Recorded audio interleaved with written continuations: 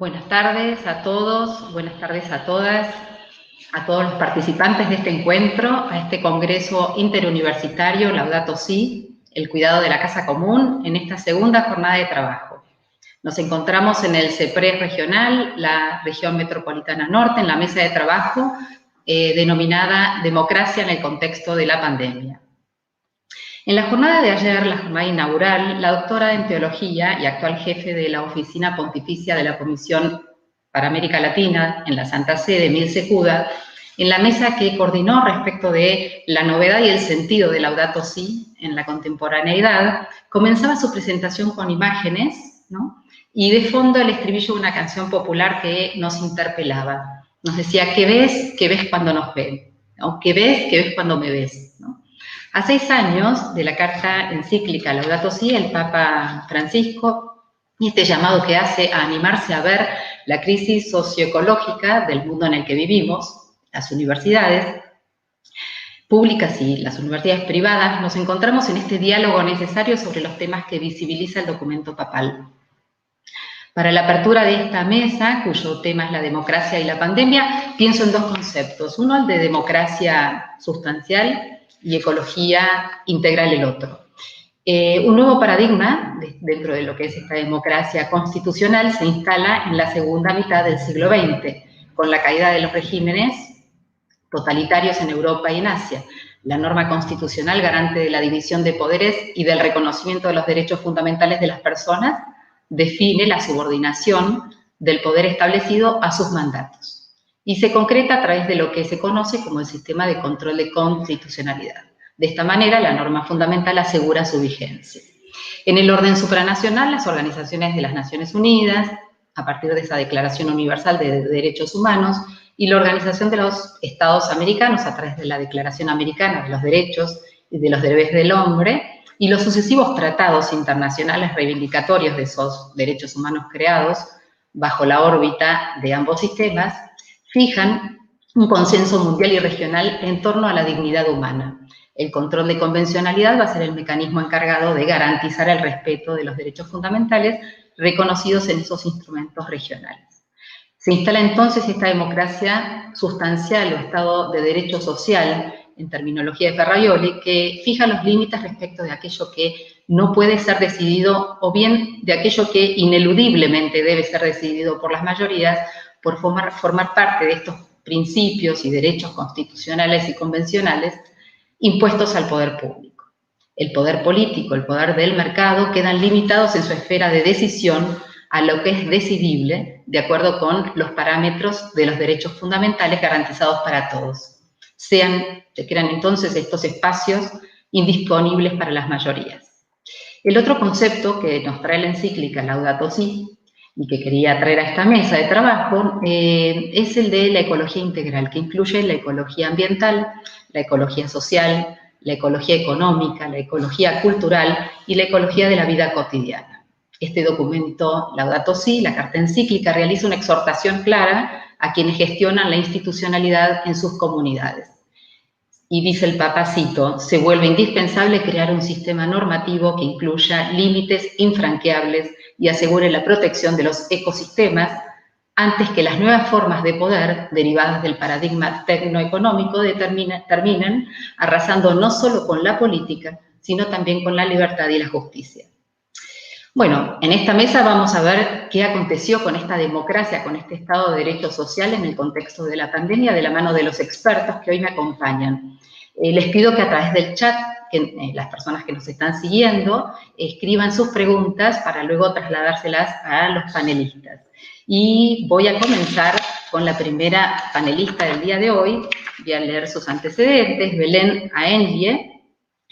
Es doctora en Ciencias Sociales de la UBA, magíster en Políticas Sociales de esa misma universidad, es licenciada en Sociología de la USAL, o sea, de la del Salvador, la Universidad de El Salvador, y profesora de Sociología de esa misma casa de estudios. Se desempeña como docente e investigadora en la Universidad Nacional de Moreno, investiga temáticas relacionadas con pobrezas, desigualdades y políticas públicas.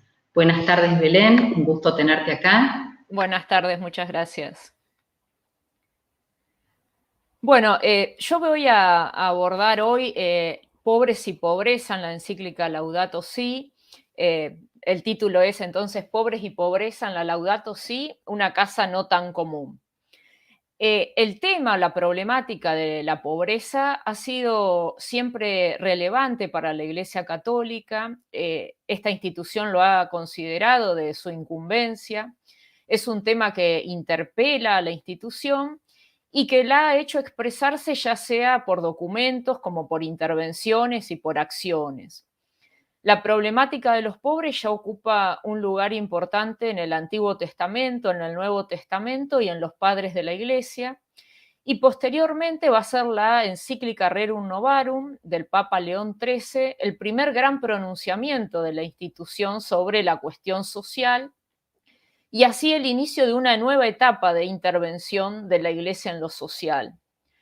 Otros hitos relevantes en la temática fueron el Concilio Vaticano II, la encíclica Popularium Progresso del Papa Pablo VI y fundamentalmente el magisterio latinoamericano, Medellín y Puebla dentro del magisterio latinoamericano, conferencias episcopales en las que gravitaron fuertemente la teología de la liberación y la teología de la cultura.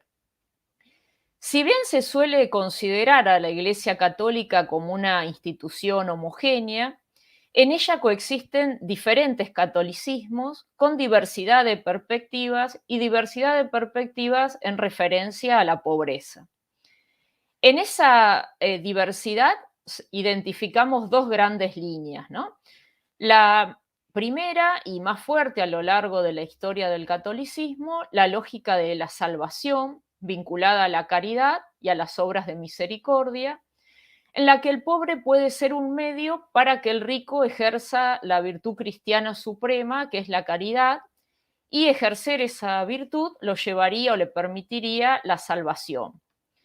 La segunda línea, más ligada a la discusión sobre la propiedad de los bienes y a la justicia social, introducida por los padres de la Iglesia y profundizada después por el Concilio Vaticano II y por el Magisterio Latinoamericano, plantea que los ricos deben desprenderse de los bienes materiales, no solo interiormente, sino también compartiendo, pero no tanto por un impulso del corazón ni como caridad, sino porque la riqueza pertenece realmente a los pobres, y los que la poseen son meros administradores.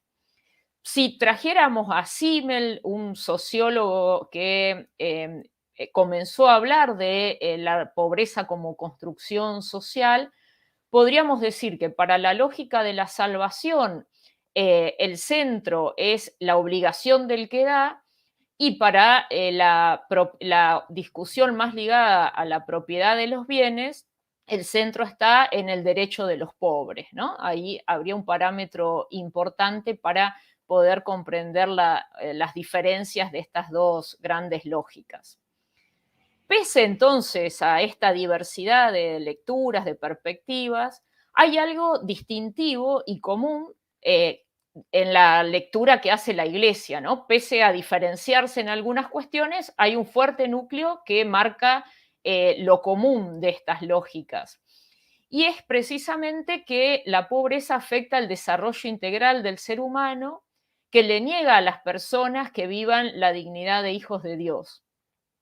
Incluso las perspectivas más vinculadas históricamente a la praxis política subrayan que la raíz más profunda de sus opciones no es de carácter antropológico, humanístico, ético o político, sino de carácter teológico, cristológico.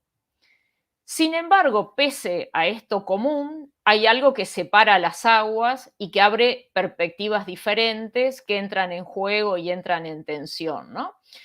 En la encíclica Laudato Si, el Papa se posiciona o pone el acento en esta lectura más relacional de la pobreza. Si bien en otros documentos, por ejemplo, en las cartas anuales de la Jornada Mundial de los Pobres, podríamos considerar que pone el acento más en la caridad, en la Laudato Si aborda la problemática ambiental, observa las relaciones entre las esferas económicas, políticas, ambientales y las consecuencias que éstas generan, especialmente en los más pobres. Y ahí ya tenemos como un primer indicio de esta lectura relacional que el Papa Francisco asume en la encíclica Laudato Si. Se posiciona entonces en la perspectiva de los padres de la Iglesia. Hoy decíamos que esta perspectiva la profundizó el magisterio latinoamericano, en el que tuvo relevancia la teología de la liberación y la teología de la cultura. El Papa se inscribe en esa teología de la cultura. Entonces, también retomando esta línea, podemos ver esa historicidad de sus perspectivas y cómo las plasma en las encíclicas y en los documentos, y retoma entonces esto de el ambiente como casa común, ¿no? Como propiedad de todos. De acuerdo al análisis del Papa, el sistema económico, político, los modos de producción perjudican a vastos sectores de la población. Resultan significativas las palabras que él emplea en las que expresa esas relaciones, y dice que a los pobres se les niega, se les veda, se les roba, se los afecta, se los obliga. Se les niega precisamente ser propietarios, ser parte de esa casa común, ¿no? Ser propietarios de esos bienes comunes. Y cuando plantea entonces, inscribe a la pobreza en esa lógica relacional, la inscribe también dentro de la dinámica social y la presenta como subproducto de inequidades. Asumir la perspectiva relacional de la pobreza la pone en conexión a la cuestión social con debates políticos, filosóficos de larga data, y principalmente con el debate sobre los principios de justicia que deberían regir a la sociedad. A nivel territorial, a nivel más micro, observamos también diversidad de perspectivas en relación a los pobres y a la pobreza, tanto de las políticas públicas como de los catolicismos, en los agentes, en los especialistas del Estado y de la Iglesia. Y también observamos que las distintas perspectivas no solo implican tensiones al interior de la institución, sino que también implican tensiones cuando a nivel territorial se encuentran con los agentes del Estado y con las políticas públicas y políticas sociales. En un trabajo reciente que hicimos en un territorio del conurbano bonaerense, pudimos observar la preeminencia de la lógica de salvación y la presencia más débil de las perspectivas relacionales, que si bien territorialmente ambas conviven, aunque una es más débil, a la hora de intervenir, también los agentes que se posicionan en esta perspectiva más relacional, las intervenciones están más ligadas a la lógica de salvación o a la caridad, a la atención de las consecuencias de la pobreza y no a la intervención en las causas de la pobreza. Y se traduce entonces más en actividades de asistencia y de promoción. También que en el territorio los agentes católicos se encuentran, como decíamos, con el Estado, con los agentes del Estado, y que también a nivel territorial, pese a que a nivel más meso o macro las políticas actuales del Estado busquen incidir en causas de la pobreza, a nivel territorial también las manifestaciones de esa política pública, de esa política social, tienen más que ver con intervenir o incidir sobre las consecuencias de la pobreza. Y también entonces asumen esta lógica más asistencial o de promoción, ¿no?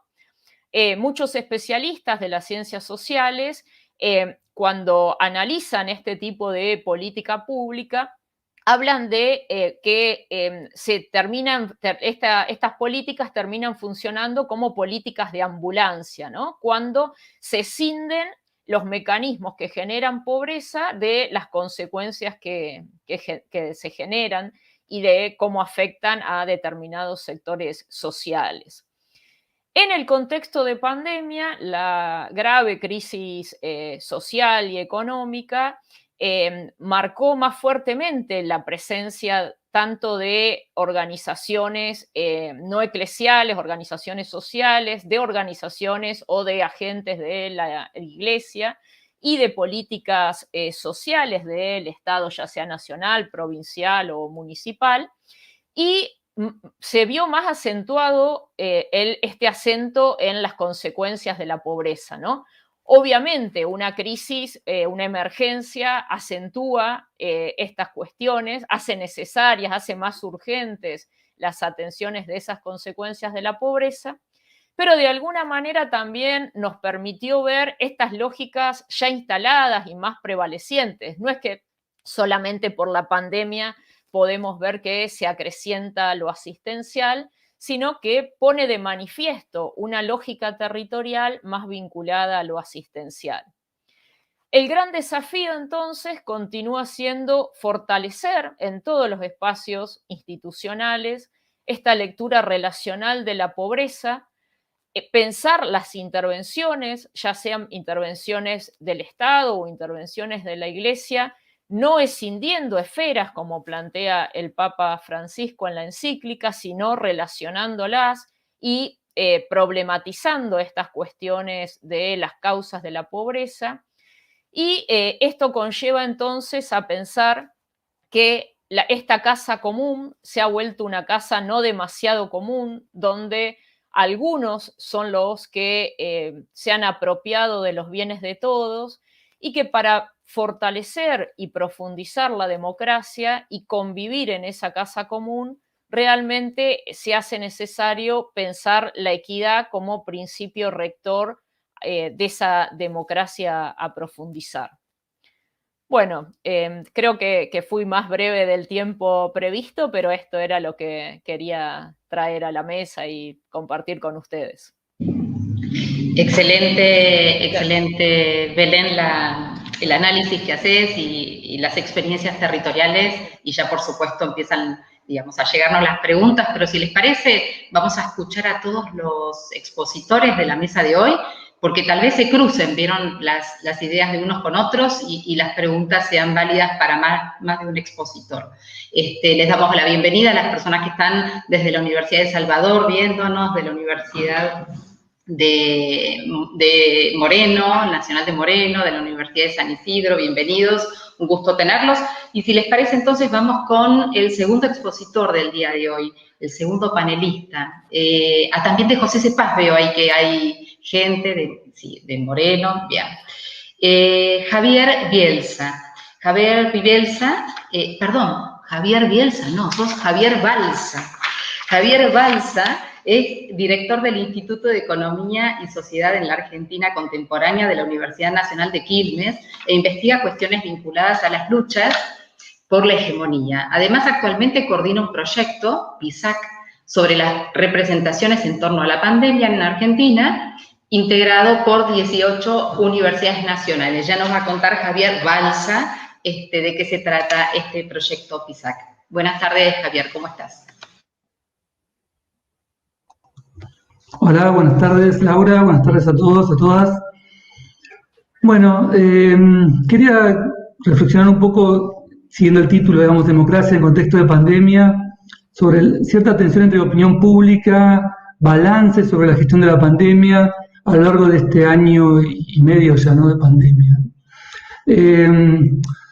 Esencialmente los países tuvieron tres grandes estrategias frente a la pandemia, una estrategia, digamos, de fuertes restricciones, cerramiento de fronteras, una estrategia de eliminación de la circulación del virus, una estrategia opuesta, mucho más laxa, que en general rápidamente tuvieron que abandonar porque la pretendida inmunidad de rebaño nunca se alcanzó, y entonces casi todos los países fueron hacia una estrategia intermedia, la mayoría, tratar de aplanar la curva de contagios, como ya lo hemos escuchado aquí en Argentina muchas veces, bueno, buscando, digamos, reconstruir los sistemas de salud para que estos no colapsen, logrando, digamos, que el ritmo de contagio sea relativamente leve. Argentina aplicó esta estrategia con bastante intensidad y de un modo muy exitoso, hasta que, bueno, progresivamente las presiones de parte de la sociedad, pero sobre todo del gobierno de la Ciudad de Buenos Aires y de los medios de comunicación concentrados, fueron, digamos, impulsando sucesivas aperturas que llevaron a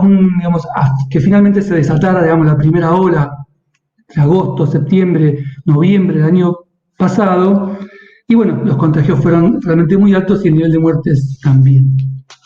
Pero yo creo que pensando en términos de nuestro sistema democrático, lo que esencialmente faltó, y me parece que hace falta, digamos, hacer más hincapié en esto, fue un balance colectivo a fines del año pasado sobre qué había pasado con esta estrategia, digamos, cuál hubiera sido la mejor estrategia para aplicar, qué países habían aplicado otro tipo de estrategias mucho más exitosas, estrategias de eliminación de circulación del virus, con tasas de mortalidad ínfimas, qué provincias habían logrado aplicar estrategias más exitosas y habían tenido mucho menos niveles de contagio y mucho menores niveles de fallecimientos.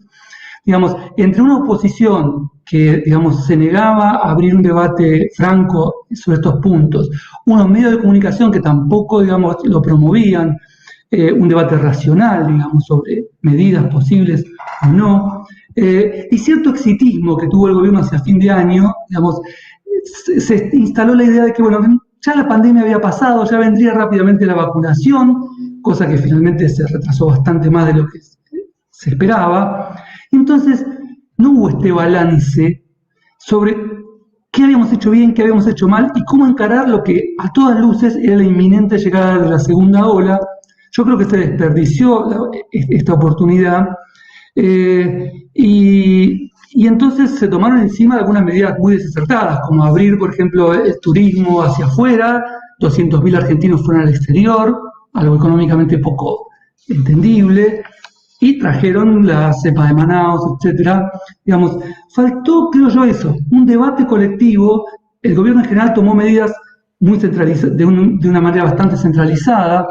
Sin embargo, yo creo que la sociedad había hecho de algún modo estos balances. Nosotros desde el Laboratorio de Sociología Política, que está dentro de nuestro instituto, que mencionaba Laura al comienzo, hicimos una serie de encuestas, 3 grandes encuestas en provincia de Buenos Aires y la ciudad de Buenos Aires, a principio de año, enero, febrero, primer día de marzo, y pudimos ver, digamos, que la sociedad sí había hecho, o buena parte de la sociedad había hecho un balance.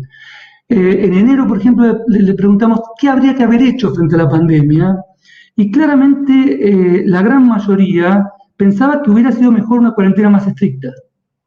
Y de ningún modo pensaba que lo mejor hubiera sido abrir la economía y dejar que se enfermasen quienes tenían que enfermarse. Les comparto ahora, digamos, unos primeros gráficos que muestran esta relación. Por ejemplo, acá está la encuesta de enero en Ciudad de Buenos Aires y toda la provincia de Buenos Aires. Le preguntamos, son encuestas online, digamos, permiten, digamos, que la gente lea las preguntas con cierta tranquilidad. El gobierno tendría que haber prohibido toda circulación por 2 o 3 meses, siendo la policía y gendarmería más estrictas. ¿Qué opinan de los que decían esto? Bueno, el 29% dijo que era lo que tenía que hacerse y solo el 24% piensa que era una idea equivocada. Es cierto, el 48% dice hubiera estado bien, pero en Argentina eso no funciona. Bueno, eso hubiera dependido de la capacidad de hacer eso funcionar, ¿no? O sea, sabemos que las realidades políticas también se construyen con las capacidades, digamos, de las agencias gubernamentales para implementar las medidas. Por el contrario, les presentábamos otra opinión, digamos, de la gente, circulaba, digamos, la gente. El gobierno no tendría que haberse metido tanto y haber dejado que la economía siguiera funcionando y que se enfermasen los que tenían que enfermar. Bueno, el 62% en cambio piensa que esto era una idea equivocada. O sea que claramente la población en enero del año pasado, incluso en un momento de relativo, digamos, decaimiento de la gravedad de los niveles de contagio, estaba pensando que hubiera sido mejor medidas más drásticas.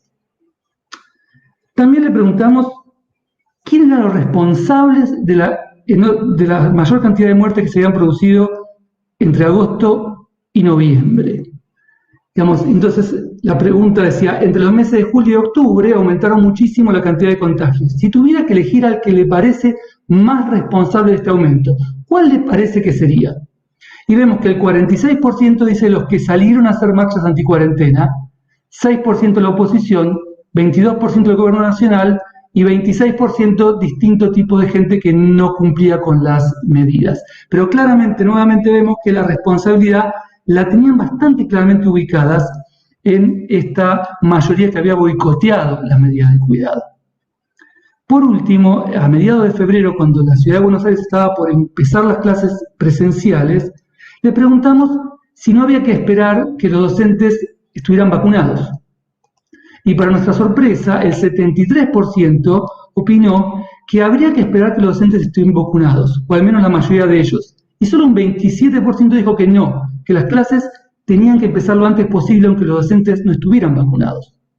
Esto, digamos, contrastaba claramente con lo que se instalaba desde los medios de comunicación más concentrados, e incluso algunos no tan concentrados, de que los padres y las madres estaban deseosos porque empezaran las clases presenciales ya, a cualquier costo. Incluso esta misma pregunta, si analizamos padres y madres, que era la mitad de la muestra casi, el 77% de los padres y las madres decían que no, que había que esperar que los docentes estuvieran vacunados.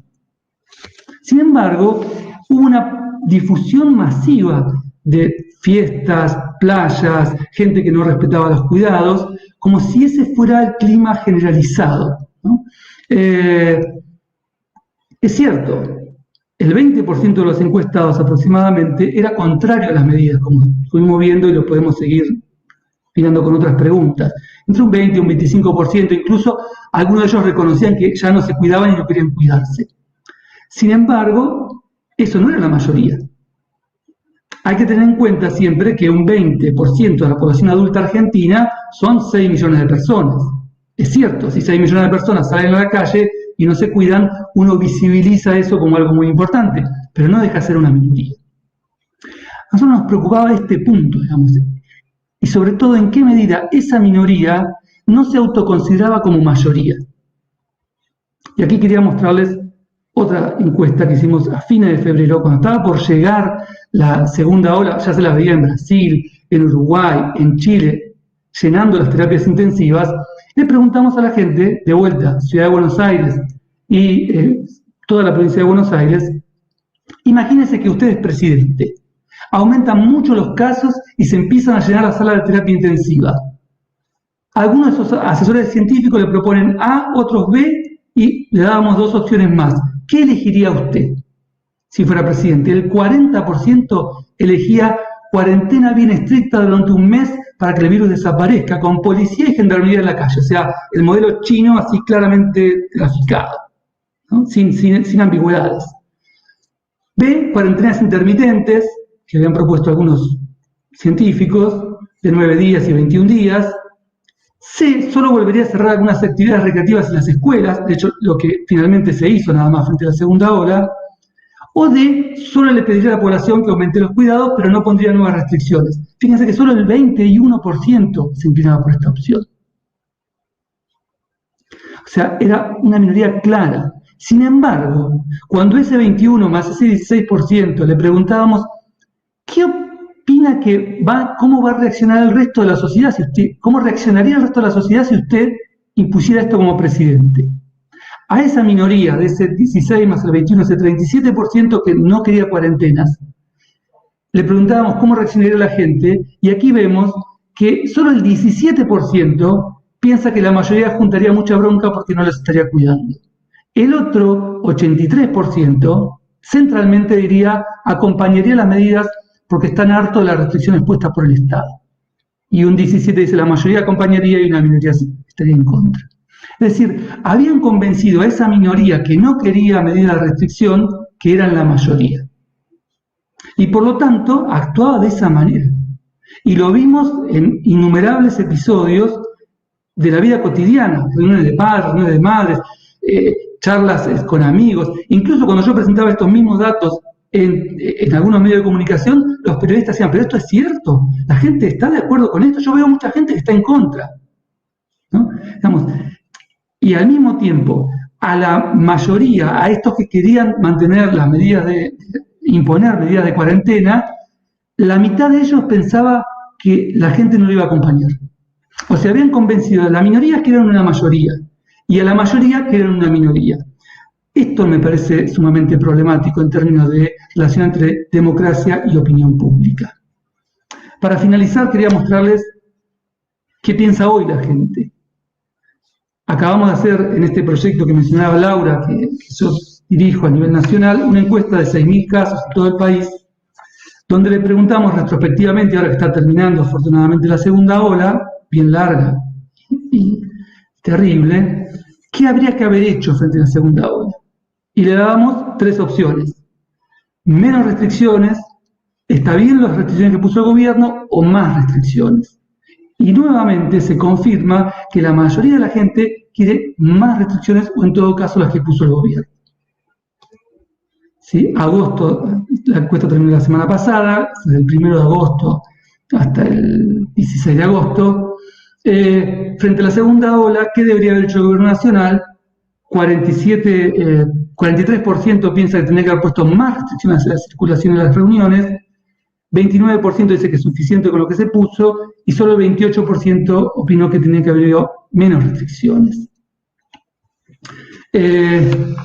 Como balance, creo yo que es imprescindible que abramos nuevamente una discusión sobre cómo funciona la opinión pública, porque es central que las mayorías puedan reconocerse como mayorías y que las minorías sepan que son minorías.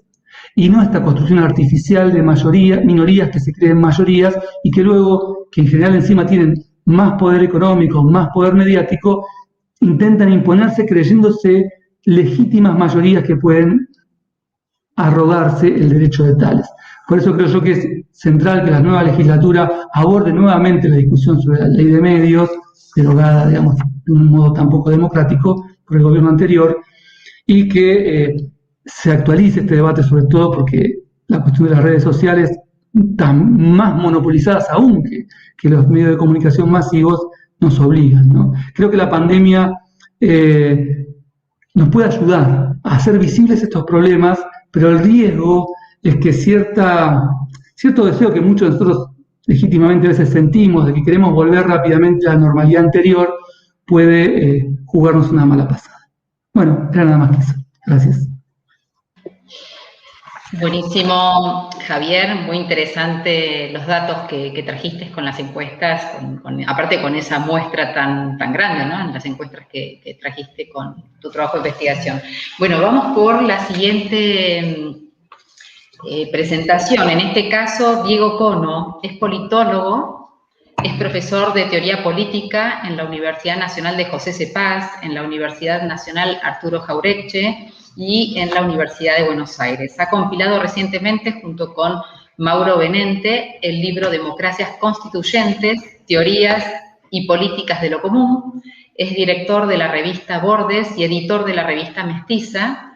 Escribe habitualmente para ambas revistas y para el diario Página 12 y los portales Lobo Suelto y Tecla Ñ. Es también miembro fundador del grupo Común Argentina. Hola Diego, ¿cómo estás? Te escuchamos. Hola, ¿qué tal? María Laura, gracias. Hola a vos y hola a todos. Bueno, yo lo que iba a presentar tiene un título que es Notas sobre el fin del mundo. Y es un texto breve, así que lo voy a leer, así puedo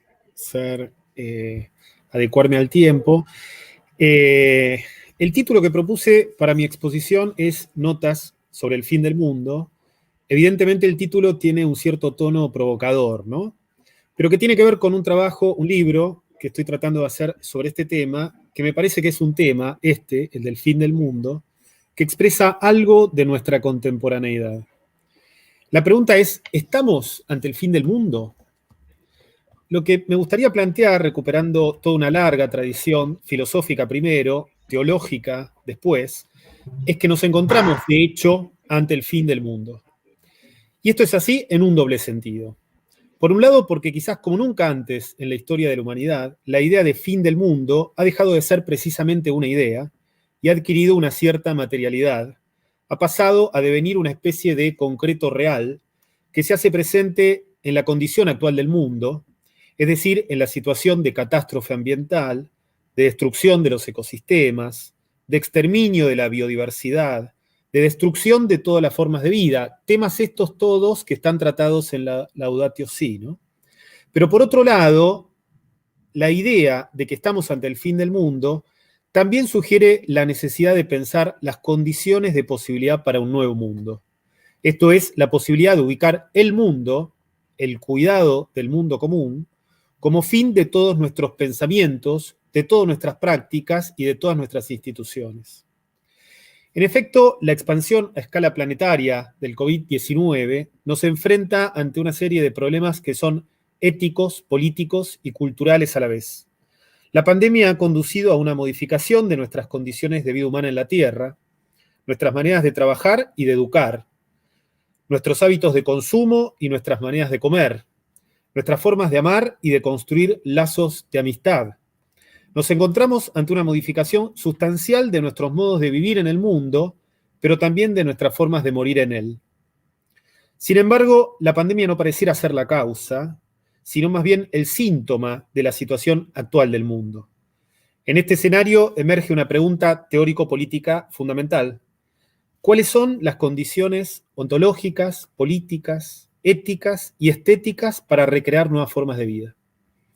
En lo que sigue, entonces, me gustaría presentar algunas notas de carácter provisorio sobre lo que esta idea de fin del mundo expresa para el tiempo que viene y pensar también si en este contexto de pandemia aumentan o disminuyen las posibilidades para pensar horizontes de acción para una radicalización de la democracia, que es, me parece, una pregunta urgente y fundamental.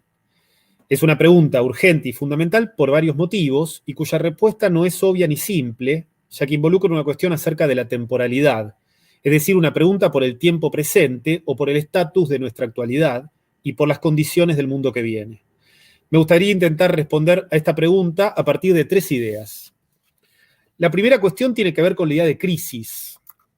La pandemia del COVID-19 es, antes que causa, el síntoma de una profunda crisis del orden social capitalista. Y esto por distintas razones superpuestas. Por un lado, porque la pandemia lo que hizo, en muchos casos, a pesar de que se habla de una novedad, fue visibilizar o acelerar una serie de procesos que vienen dándose desde hace tiempo que involucran la idea de crisis. Es decir, en términos generales, la pandemia visibilizó la incapacidad del orden neoliberal para dar respuesta ante esta crisis. Y probablemente se deba a que es ese mismo orden neoliberal capitalista el responsable de esta crisis por varios motivos distintos, pero internamente conectados. Hay 3 elementos, me parece, que operan todos ellos al mismo tiempo en la definición de la crisis actual. En primer lugar, la crisis que es producida por las condiciones de aparición del virus, vinculada a la producción agroalimentaria y a la expansión de la frontera agrícola que ha venido destruyendo desde hace años los ecosistemas en todo el mundo. En segundo lugar, la crisis se ha magnificado por la globalización, es decir, por las capacidades de expansión y de circulación del sistema mundo capitalista, de personas y de cosas. Circulan virus e información en este mundo del mismo modo que circulan mercancías. Y en tercer lugar, nos encontramos ante una crisis que genera un colapso, en buena medida por la desinversión, privatización y colonización del Estado por los poderes económicos, y en consecuencia por la destrucción de los sistemas de bienes públicos en todo el mundo, principalmente en los ámbitos de salud y educación, y quizás agregar, en relación a lo que decía Javier, la comunicación. Ahora bien, la crisis actual también pone al descubierto una cuestión fundamental acerca de nuestra condición humana. Por un lado, la pandemia ha mostrado la igualdad y la interdependencia que tenemos todos los seres humanos del resto de los demás seres y de las cosas del mundo. Cuando digo seres no me refiero solo a los humanos, sino a toda la vida humana y no humana sobre esta tierra. Esto requiere sin dudas una nueva metafísica y una nueva ontología relacional. Nuestra interdependencia también está asociada a las cosas, a la infraestructura, a los alimentos, a las tecnologías, y acá pienso también en lo que Belén traía en términos de pensar la pobreza también en términos relacionales. Por otro lado, la pandemia ha puesto de manifiesto las desiguales condiciones de existencia. Lo que la pandemia deja ver es precisamente nuestra constitución intersubjetiva y relacional. Es decir, que necesitamos de otros y de otras, y que debemos por ello luchar para la preservación de la vida de esos otros y de esas otras. Y acá me parece que reaparece un tema importante que ha adquirido relevancia en el debate público, que es la cuestión de la libertad, que si Javier en su trabajo de opinión pública pudo relevar algo de eso, me encantaría mucho escucharlo. Es decir, en contra de toda una tradición que desde el siglo XVII a esta parte pensó la libertad como una propiedad individual o como la posibilidad que tiene una persona de hacer o dejar de hacer algo, tenemos ahora la oportunidad de pensar la libertad de otra manera, de una manera más profunda, es decir, más intensa y más extensa, que aloje esa idea que en la tradición de pensamiento político se comprendió como una idea negativa de libertad, y complementarla con una idea positiva, más republicana y democrática de libertad, que entiende que no hay libertad si no es en condiciones de igualdad, o que nadie puede ser libre en un país y en una sociedad que no lo es. Que la libertad tiene menos que ver con que cada uno puede hacer algo, puede hacer lo que quiera, y mucho más con que todas y todos los habitantes de una nación puedan desplegar toda su potencia de ser, de pensar y de actuar en el mundo siempre con otros. La segunda cuestión tiene que ver con la temporalidad. Si asumimos nuestro tiempo desde la perspectiva de la crisis, emerge una pregunta por el tiempo y por la historia. ¿Cómo pensar el tiempo histórico? ¿Cómo pensar este acontecimiento? ¿Con qué teorías, con qué categorías, con qué conceptos y bajo qué racionalidad pensamos un fenómeno como este, al que todos le otorgamos sin duda cierta novedad? Aquí hay una cuestión que es de orden epistemológico o metodológico y que implica una pregunta, decíamos, por la temporalidad, es decir, una pregunta por el tiempo presente o por el estatus de nuestra actualidad y por las condiciones del mundo que viene. En general, las ciencias sociales han pensado las transformaciones históricas a través de la idea de transición. Se ha hablado de transición en el pasaje del medioevo a la modernidad o del feudalismo al capitalismo. En el siglo XX se habló de transición para caracterizar el pasaje de los países del este primero al socialismo y después del socialismo al capitalismo. En las ciencias sociales argentinas y latinoamericanas, la idea de transición tiene una gran importancia. Hay un famoso, importante y enorme libro, un libro muy importante de Gino Germani, que se llama casualmente Política y Sociedad en una época en transición, donde Germani intenta pesar el pasaje de la sociedad tradicional a la sociedad moderna. Más cerca de nosotros, uno podría pensar que en la ciencia política argentina la palabra transición sirvió para ordenar una serie de debates en torno a la salida de los regímenes dictatoriales de los años 70 y 80 y el pasaje, la transición, hacia regímenes democráticos. Ahora, quisiera proponer pensar este tiempo, que es nuestro tiempo, a través de la idea de interrupción, o mejor, de suspensión. Y esto porque mientras la idea de transición supone una historia lineal y por lo tanto una ruptura con un tiempo anterior, la idea de suspensión implica en cambio alojar una temporalidad múltiple, donde al mismo tiempo suceden cosas que se corresponden con distintos regímenes de historicidad. Suspensión entonces como apertura a un nuevo tiempo, un tiempo que sin dudas está en disputa. Esto significa que no hay ni va a haber futuro, sino en la medida en que podamos abrir una temporalidad nueva. Es decir, para que el futuro no sea la simple reproducción y prolongación de lo mismo, una proyección del presente dado, de las actuales estructuras económicas y sociales, sino la realización de los posibles clausurados del pasado. Y acá pienso también en esto que trajo Javier respecto de qué decimos cuando decimos nueva normalidad, ¿no? La interrupción o la suspensión nos permite, a la manera de Benjamin, concebir la historia desde el punto de vista de los subalternos y de los oprimidos. Por lo tanto, suspensión es una categoría no burguesa del tiempo, una categoría del campo popular. Tercero y último, y con esto termino, una cuestión que tiene que ver con específicamente la democracia. En la situación actual de aislamiento, de restricciones, de cuarentena y de virtualidad, uno de los mayores dilemas ha sido y sigue siendo cómo hacer para recrear nuevas formas de organización y participación política. Y me parece que ahí tenemos una lucha importante en torno al concepto de democracia. Tenemos el desafío de pensar la democracia no solo como un régimen político o como una forma de gobierno, sino más bien como una forma de vida. Esto no significa plantear ninguna abstracción. La democracia es una forma de vida. Y la profundización de este concepto de democracia es una tarea tanto teórica como práctica. Es una tarea de la reflexión, del pensamiento, de la educación, del arte y de la cultura, pero también una tarea que tiene que poder inscribirse en nuestras instituciones, en todas nuestras formas de habitar este mundo, que es el único mundo que hay. Desde hace décadas, el neoliberalismo viene destruyendo la democracia.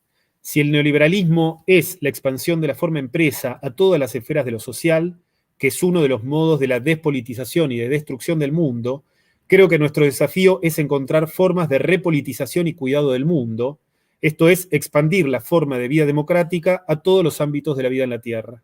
Nosotros conocemos formas de vida democráticas que son formas de vida no neoliberales, no capitalistas. Cuando defendemos la salud o la educación pública, estamos defendiendo formas de vida no capitalistas. Cuando defendemos la ciencia y el conocimiento como derecho humano universal, estamos defendiendo formas de vida no capitalistas. Cuando defendemos el acceso a la justicia o a la cultura o el cuidado del ambiente, o cuando decimos economía social, estamos hablando de formas de vida no capitalistas. Cuando las compañeras de los movimientos feministas y las disidencias sexuales disputan el orden patriarcal, están postulando otras formas de vida no capitalistas que tenemos que saber acompañar. En la coyuntura actual argentina se ha abierto una serie de discusiones bien interesantes, como por ejemplo la que se dio en torno a la expropiación por parte del Estado de una de las empresas más importantes de producción agroalimentaria y que permitiría no solo fortalecer las capacidades estatales en relación al mercado de alimentos, que además es una de las fuentes más importantes de divisas, sino también dar un gran paso hacia la soberanía alimentaria que podría ser un modelo para el mundo. O la discusión en torno al comercio en el río Paraná, o la cuestión de los humedales, o la llamada fábrica de cerdos, o el tema del impuesto a las grandes fortunas, o el ingreso ciudadano. Todas estas son cuestiones muy complejas que tenemos que pensar muy bien, pero que sin duda requieren una nueva imaginación democrática que permitan expandir la idea de igualdad y de bienes comunes a todos los ámbitos de la vida. Este puede ser un modo de interrumpir la explotación capitalista del mundo y avanzar hacia formas de la vida en común. Muchas gracias.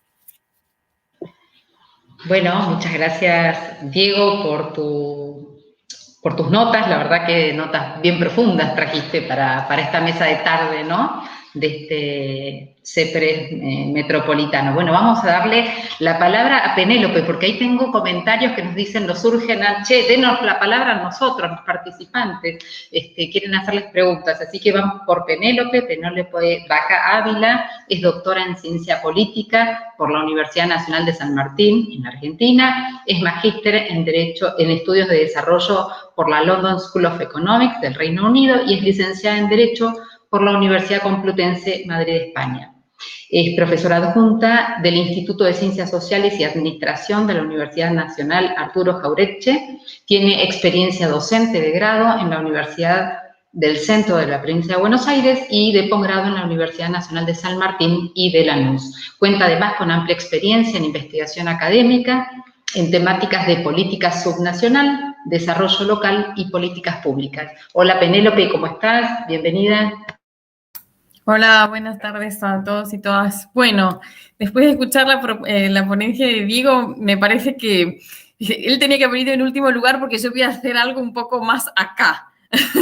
Entonces, bueno, voy a tratar también al ser la última ponencia de vincular un poco las cuatro para que quede un poco más claro la propuesta de toda la mesa, con estas ideas que han ido surgiendo de Javier en torno a la democracia y la opinión pública, Belén, la democracia como equidad vinculada a los derechos económicos, sociales y culturales, y esta propuesta de Diego de una nueva definición de democracia, ¿no? Entonces yo lo que les quiero plantear un poco, que a lo mejor tendría que haber sido el punto de partida, es un poco desde la ciencia política, en estos momentos de crisis donde los parámetros son difíciles de encontrar, ¿sí? Los académicos siempre volvemos a los conceptos, ¿no? Entonces quería plantear un poco la pregunta respecto de cuál es, en función de los conceptos clásicos de la ciencia política, respecto de qué es la democracia, un poco qué ha pasado en el país, en la región, en este año y medio largo, o en este año y medio, sí, de pandemia, respecto a un poco para desmitificar en la línea de Javier, estos debates muy mediáticos de, bueno, estamos fuera de la democracia, estamos en un momento poco democrático, etcétera, etcétera. Entonces voy a recurrir a las herramientas que tenemos los académicos, que son los conceptos y los datos, ¿sí? Para ver si efectivamente eso es así o no, respecto de algunos pequeños casos, así un poco rápidamente revisados. Así que si podemos ver un poco la presentación, básicamente mi idea era plantear qué es la democracia para la ciencia política, ¿no? Y la democracia para la ciencia política es como una especie de, se puede definir como aquel régimen, ¿sí? Aquel régimen de gobierno, ¿sí? O sea, es básicamente un régimen de gobierno. En esto por eso vengo un poco más acá de Diego, no es una forma de vida, es un régimen de gobierno, un régimen político, que se puede dimensionar como aquel que permite algún tipo de equilibrio más o menos saludable entre dos grandes principios filosóficos, ¿no? Que ya han sido planteados también por Diego, la libertad y la igualdad, ¿sí? O sea, es aquel régimen que permite encontrar un equilibrio entre altos niveles de igualdad, altos niveles de libertad, ¿sí? ¿Y cómo se declinan estos dos principios en términos de traer un poco más a tierra el concepto? Bueno, en términos de libertad, lo que la democracia permite observar son los grados de competencia, o sea, la libertad como competencia, y en términos de igualdad, la libertad como participación, ¿sí? ¿Qué tanto hay diferentes o mayores grados de participación?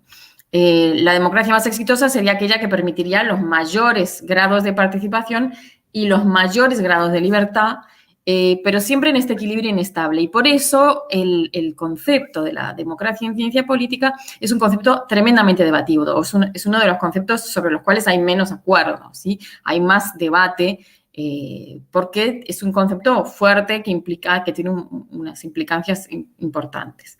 Entonces, lo que quiero poner un poco es algunos parámetros respecto de cuáles son como las tres definiciones más aceptadas en la ciencia política sobre qué es la democracia, que van como en gradiente de menor a mayor, de menos exigente a más exigente, ¿sí? O sea, en este sentido, cuanto menos exigente una definición, más casos entrarán en esa definición, más países podrán ser considerados democráticos. Cuanto más exigente, menos países serán, o menos sistemas políticos serán considerados democráticos, ¿sí? Entonces, vamos, si quieren, a ver la primera. Pasamos la filmina, por favor, que sería lo que se denomina las definiciones mínimas o procedimentales. Para esos autores, ¿qué es la democracia? Bueno, es un régimen básicamente que permite generar disenso o gestionar el disenso, ¿sí? Y que está pensado y que tiene que tener como sobre todo un requisito, que es la existencia de competencia, ¿sí? Y la existencia de un proceso electoral. Todos los regímenes que tengan posibilidad de competencia, varios partidos políticos, varias opciones y un proceso electoral aceptable serán consideradas democracias, ¿sí? Ahí pongo algunos autores que son clásicos en defender esta posición, sobre todo Przeworski, que es un autor contemporáneo, que dice, bueno, la democracia es aquel régimen que permite la incertidumbre ex ante, o sea, antes de las elecciones no sabemos qué va a pasar, es realmente una incertidumbre, y la irreversibilidad es ex post, o sea, todos aceptan el resultado de la competencia. O sea que esta primera definición, un poco, democracia equivale a unas determinadas reglas del juego, ¿sí? Centradas en la lógica de los comicios. Los comicios son el momento electoral, son como la clave de todo y son como el mecanismo hasta un cierto punto mágico, ¿no? Que permite que no nos matemos entre nosotros, sino que podamos resolver nuestras diferencias. Esa sería como la mínima expresión de la democracia. Si podemos pasar a la siguiente. La segunda sería... Uy, me parece que se descompuso un poco la filmina. Bueno, no importa. La segunda sería un poco más exigente y diría, bueno, todo lo anterior sí, pero además tiene que haber enormes grados de participación. O sea, no hay democracia si no hay sufragio universal. Aumenta esta idea de participación y sobre todo tiene que haber una serie de libertades políticas, ¿sí? Que estén vigentes, que son como... las libertades que permiten que efectivamente después haya un proceso electoral aceptable, que serían libertad de reunión, libertad de asociación, libertad de expresión. Si todas esas libertades no están vigentes, entonces en realidad el proceso electoral sería un proceso no íntegro, ¿sí? Sería un proceso limitado, ¿sí? Entonces, bueno, estos autores, que sobre todo es Dahl quien propone esta definición, que es un poco la definición mayoritariamente aceptada, sí sería como la definición de democracia política, o sea, de democracia como régimen político un poco más exigente, contemporáneamente mucho más vigente que la anterior. Y la última, que es actualmente minoritaria, pero que tiene que ver un poco con lo que planteaba Diego de la nueva, podemos pasar la filmina, de la nueva posibles nuevas definiciones de democracia que incluye, además de todo lo anterior, un ingrediente más, que es la idea de equidad, ¿sí? O sea, en el sentido de, sin ciertos niveles de igualdad social, no se puede hablar de régimen democrático, en el sentido de qué sentido tiene que los ciudadanos vayan a votar si no tienen la información suficiente, porque no pueden ir a un sistema educativo que los permita elegir entre las opciones y no tienen los mínimos niveles aceptables de bienestar físico y económico.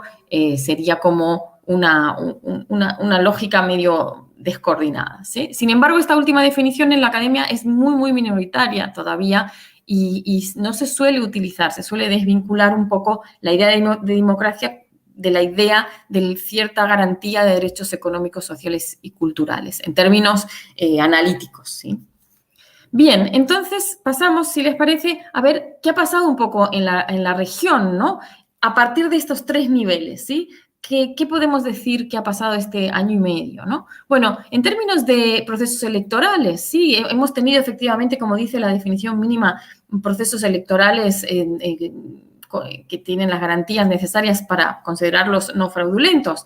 Hemos tenido elecciones en un montón de países, sí, Bolivia, Ecuador, México, Perú y Argentina han tenido bien elecciones presidenciales o elecciones legislativas o ambas, ¿sí?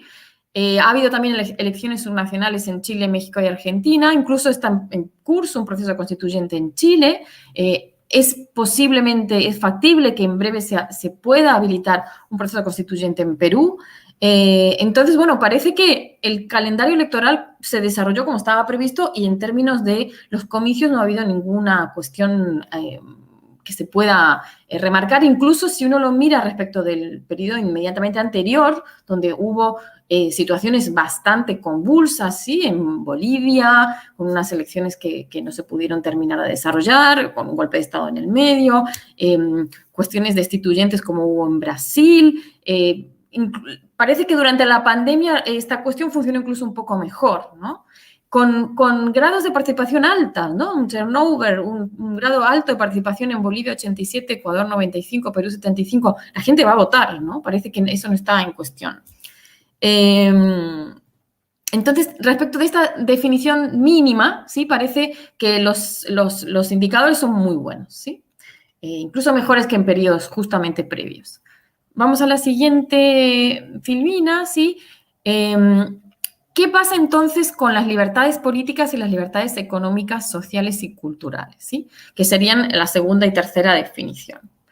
Respecto a las libertades políticas, bueno, efectivamente la pandemia lo que vino a restringir es alguna de esas libertades, ¿sí? Sobre todo la libertad de circulación y la libertad de reunión ha tenido fuertes restricciones, pero ¿eso significa que estamos en una lógica o en un régimen no democrático? Bueno, yo argumento que no, argumento que la tradición constitucional, no solo de América Latina, sino de todos los países occidentales, prevé en sus constituciones situaciones de crisis donde el Poder Ejecutivo está habilitado en un estado de alarma, estado de excepción, estado de sitio, tiene diferentes nombres y diferentes procedimientos, ¿sí?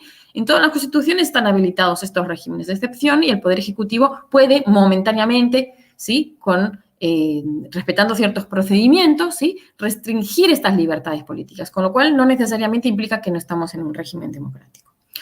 En términos de libertad de expresión, bueno, acá me parece que Javier ha puesto las cosas muy claras sobre la mesa, ¿no? Acá hay una cuestión también a preguntarse, ¿sí? ¿Qué pasa con cierto monopolio de los medios de comunicación y cómo puede tergiversar esto de las lógicas mayoría-minoría, que me pareció muy interesante lo que dijiste, siendo esa la clave de la democracia, ¿no? Porque las elecciones básicamente lo que dicen es, bueno, decide la mayoría. O sea, un poco el acto de comicios, el acto electoral, un poco como un contrapunto que podría poner en cuestión esas tendencias de comunicación, de expresión, de opinión pública, ¿sí? Con lo cual se refuerza la importancia del acto eleccionario incluso más, ¿no? Un poco uno se pregunta qué pasará en las próximas elecciones, si revalidarán ese discurso hegemónico o por el contrario van a presentar otra cosa completamente distinta, ¿no? Respecto de tus encuestas uno podría pensar que sí. Bien, y por supuesto lo que sí ocurrió ahí respecto ya de la última definición, sí, durante la pandemia vemos como un gran retroceso en la garantía de muchos derechos económicos, sociales y culturales. O sea, la democracia pensada como equidad, sí ahí se resentiría en grado importante, ¿no es cierto? Bien, una última cuestión que me pareció importante, no sé cómo ando de tiempo, ahora me fijo, porque nosotros somos un Estado federal, es un poco qué pasó en los estados federales. Pasamos la filmina y, bueno, poner sobre el tapete, ¿no?, que los estados federales hicieron una peor gestión de la pandemia en términos de problemas más de eficiencia de los dos niveles, ¿no? Entonces, para terminar, si quieren, hago como una recopilación. Pasamos la filmina, por favor. Y diría que en términos de la definición procedimental, parece que la democracia está bastante intacta en la región y desde definiciones más exigentes hay déficits de algunas libertades políticas, pero en el marco constitucional y sí, sobre todo, grandes problemas de garantías de derechos económicos, sociales y culturales. Y bueno, que en este caso el federalismo complejizó un poco la respuesta y creando algunas tensiones adicionales. Y con esto, bueno, termino y creo que de alguna forma hemos podido ir vinculando todas las cuestiones que han ido saliendo sobre la mesa. Muchas gracias. Muchas gracias, Penélope. Bueno, nada, tu formación en las ciencias políticas nos traen mucha claridad en los conceptos, ¿no? Y gracias por el hilado, ¿no? Porque yo creo que nos va a faltar tiempo para el cierre que me tocaba a mí, era mi tarea, pero me parece que lo vamos a dejar para darle lugar a las preguntas del auditorio, que si no me van a decir, ¿y la participación popular dónde está? ¿Y la democracia, tanto que dicen, tanta laraca los académicos y después no nos dan la palabra? Así que si les parece, vamos a ir a las preguntas del auditorio. Vamos a comenzar por Belén. Teresita García Bazán nos pregunta acá, Belén, a ver si podés, como una síntesis, ¿las políticas focalizadas perpetúan la pobreza a diferencia de las políticas de derechos universales? Las políticas focalizadas en pobreza, pareciera, ¿no? Digamos, perpetúan esa pobreza a diferencia de las políticas más de derechos universales, económicos, sociales, culturales.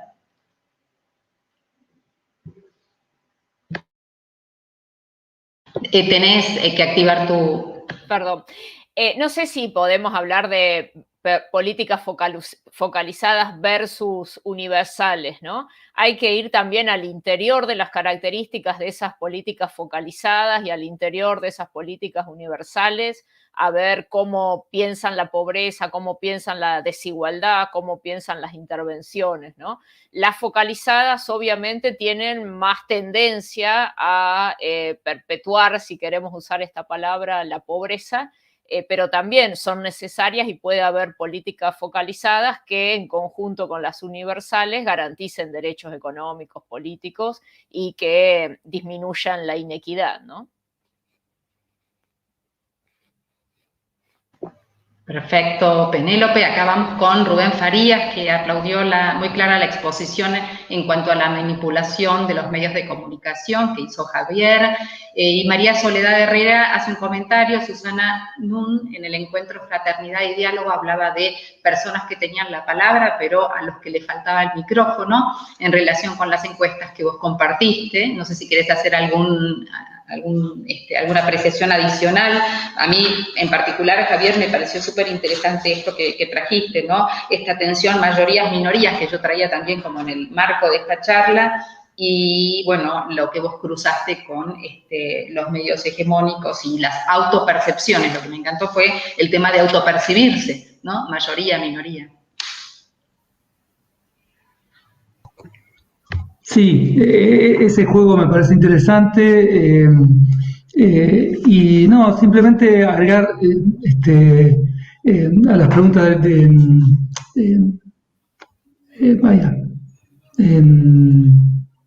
Diego, perdón, que decía, bueno, ¿qué pasa con la libertad? ¿No? Entonces, rápidamente miré un poco qué pasa. Tenemos una pregunta sobre si la gente sintió que le sacaban libertades innecesariamente o no. Y aquí lo que aparece es claramente la grieta política, ¿no? O sea, en general la gente dice, bueno, no me sacaron libertades, el 65% dice no me sacaron libertades injustamente. Hay un 35% que siente que sí, que le sacaron libertades injustamente, pero en el caso de los que votaron a Macri en la elección del 2019, estos porcentajes se invierten y el 65% siente que le sacaron libertades. Es muy notorio cómo incluso las posiciones políticas inciden en la percepción de qué les ocurrió, en términos de si tuvieron problemas de movilidad que les generaron problemas en su vida cotidiana o incluso en su situación económica. O sea, que es algo que no debería funcionar así, pero las posiciones políticas inciden sobre esas percepciones. Y en relación con las interesantes reflexiones que planteaba Diego, yo creo que está la cuestión de cuánto realmente la pandemia ha visibilizado estas incapacidades que decía Diego del orden neoliberal, ¿no? O ha puesto en tensión estas cuestiones de la democracia que planteaba Penélope. En parte sí y en parte no. ¿No? Entonces, por ejemplo, la cuestión ecológica, el origen del virus como un problema de avance sobre la frontera agrícola y los bosques, etcétera, solo es ubicado por el 10% de los entrevistados. Tenemos una pregunta específicamente, digamos, ¿cuál es la causa del origen del virus? Y hay varios que adhieren a distintos tipos de hipótesis conspirativas o demás, pero solo un 10% dice la cuestión ecológica, el avance sobre los bosques, ¿no? Entonces, ese tipo de preguntas es interesante mirarlas, ¿no? Ahí sí, ya que le damos el pase a Diego, bueno, Silvia Cataldi dice, excelente exposición, Diego, ¿qué pasa con el concepto de crisis? Cambio es invisibilizado por la agenda de los gobiernos, tanto centrales como periféricos. Y después continúa, ¿cómo ven los panelistas? Y esto va para todos, la transición socioecológica.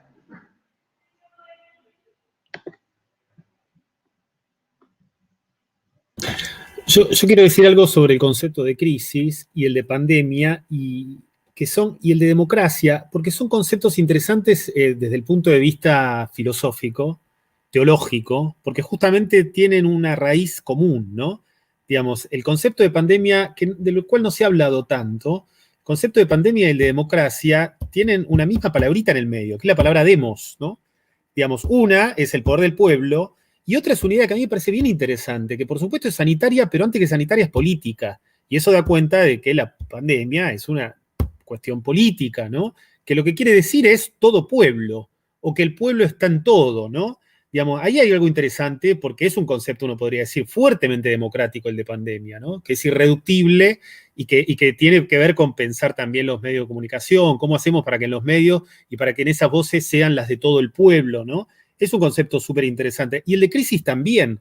El concepto de crisis está muy vinculado a la palabra crítica, ¿no? Ahí hay un texto formidable de Reinhard Koselleck, ¿no? Que hace toda una reconstrucción de ese concepto y que viene del campo político, del campo jurídico y cómo en la modernidad va modificándose, pero que es bien interesante para pensar eso. Y para pensar, yo insistía, Silvina hizo justo la pregunta por la transición, ¿no? Yo hablaba de suspensión porque me parece que justamente lo que tenemos que pensar es frenar un poco y pensar de nuevo muchas cosas, ¿no? Y que el concepto de transición nos lleva a la discusión esta entre vieja normalidad y nueva normalidad. Y si nosotros entendemos, como creo que entendemos, que justamente es la normalidad a la que venimos, la que nos ha llevado a esta situación, bueno, me parece que ahí hay mucho que revisar y sin duda la cuestión socioecológica es una cuestión fundamental para revisar, ¿no? Claro, vos decís hacer un break, un corte, y después tendemos el puente, ¿no? Está bueno lo que decís, ahí me queda un minuto, Penélope, pero para que nos digas, bueno, hay libertad e igualdad, la igualdad, participación de la gente, del pueblo, en lo que es la toma de decisiones, en lo que es la evaluación de lo que fue este tiempo de pandemia, en la democracia. Ahí estuvimos medio flojos, ¿no? Las democracias, en términos participativos, en términos de esto que vos decías, democracia en términos de igualdad, y por supuesto después nos falta el otro concepto que no trajiste, pero que es el de la fraternidad, que supongo que haremos un congreso por Fratelli Tutti. Sí, efectivamente. Bueno, como siempre, ¿no? Las ciencias se mueven siempre atrás de los eventos, por eso me parecía interesante lo que decía Diego de plantear un nuevo concepto de democracia desde esa reflexión que él dice. Y efectivamente también el de participación, sí, porque la ciencia política solo habla de participación cuando habla de participación electoral, pero hay muchos autores que dicen, bueno, esa participación no solo es en el momento electoral, sino que es una participación que tiene que ser a todo lo largo, ¿sí? de los gobiernos. Entonces, bueno, creo que para lo que sería la cuestión académica hay como un montón de cuestiones sobre la mesa para repensar, que llevarán como siempre su tiempo, que esperamos que no sea tanto porque parece que no nos sobra, ¿no es cierto? Bueno, muchas gracias a todos y todas por la posibilidad de conversar. Bueno, gracias a todos los participantes, a Diego, a Penélope, a Belén, a Javier, gracias a los que están del otro lado, a las preguntas que han quedado, disculpas, porque tenemos otras mesas de trabajo, y bueno, ojalá que estos procesos como este congreso que nos pone en diálogo a las universidades públicas y privadas, a través de documentos que han sido señeros, digamos, en estas épocas y que fueron previos a la pandemia, ¿no? Laudato Si fue previo a la pandemia y nos viene como texto interesante para poder pensar, ¿no es cierto?, esta suspensión o transición. Ojalá lo podamos llevar a las aulas, ¿no? Y debatir también mucho ahí, hacia el interior de las universidades. Gracias a todos. Muchas gracias. Gracias, Laura. Buenas noches. Gracias. Buenas tardes. Chao, buenas noches.